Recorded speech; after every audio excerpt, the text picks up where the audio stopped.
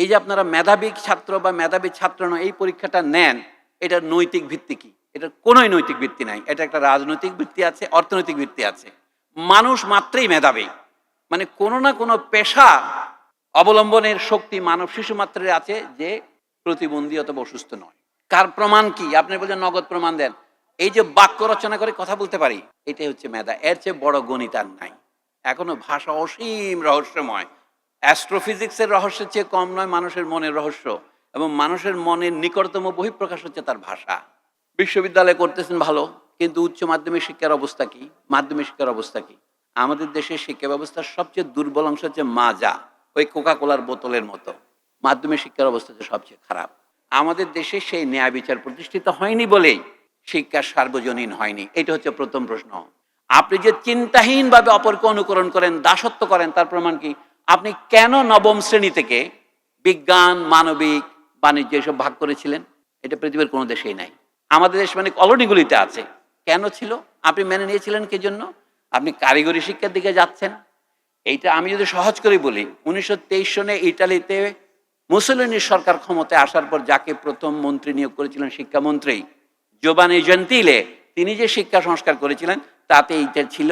এই পর্যন্ত বিশ্বব্যাংক ক্রমে সমস্ত আন্তর্জাতিক শিক্ষা যারা তৃতীয় বিশ্ব বিচার করেছে, তারা এটা চালু করেছে যে যত দ্রুত পারো ছেলে মেয়েকে কারিগরি ভোকেশনাল শিক্ষা নিয়ে যাও, কর্মমুখী শিক্ষা করতে হবে। কিন্তু আমরা যেটা আগে বলতাম মানুষ হওয়ার শিক্ষা, ইংরেজিতে যেটাকে বলে হিউম্যানিটিস, আজকে বলে বুনিয়াদী শিক্ষা, সেটা শেষ করার আগে শিশুকে কর্মমুখী শিক্ষার দিকে ঠেলে দেওয়া। যেমন 4 বছর পড়িয়ে আপনি নন ফর্মাল স্কুল থেকে ঠোঙা বানাতে শিখাই দিচ্ছেন না, জাতিসংঘ সাথে উস্কানি দিচ্ছে না, একটা লোক প্রশ্ন করতে আমি দেখি নাই। এইরকম একটা চিন্তাহীন জাতিকে কি করে আপনি লার্নিং নেশন বলবেন? আমি একটি বিশ্ববিদ্যালয়ের শিক্ষককে আজ পর্যন্ত দেখি নাই যিনি প্রশ্ন করেছেন যে নবম শ্রেণী থেকে কেন আমরা এই বিভাজনটা চালু করলাম। এটা তো ত্রয়োদশ শ্রেণী থেকে বিভাজন হওয়া উচিত। ইউরোপ আমেরিকা যারা পড়ে আসছে আপনি জানেন না, সেখানে প্রথম 2 বছর ত্রয়োদশ চতুর্দশ শতাব্দীতেও তার বিষয় নির্বাচন করা হয় না। সেখানে তার মানুষ হওয়ার শিক্ষাটা চলে, হিউম্যানিটিস চলে, আমরা বলবো জেনারেল এডুকেশন চলে। জেনারেল এডুকেশন মানে আপনার নিজের ভাষা, একটা বিদেশি ভাষা, একটু গণিত, একটু বিজ্ঞান, একটু ইতিহাস, একটু সংস্কৃতি, একটু ধর্ম, এইসব শেখার পরেই না আপনি পেশাগত শিক্ষা দেবেন। পেশাগত এবং কারিগরি শিক্ষার ক্ষেত্রে কোনো মেধার প্রশ্ন আসে না।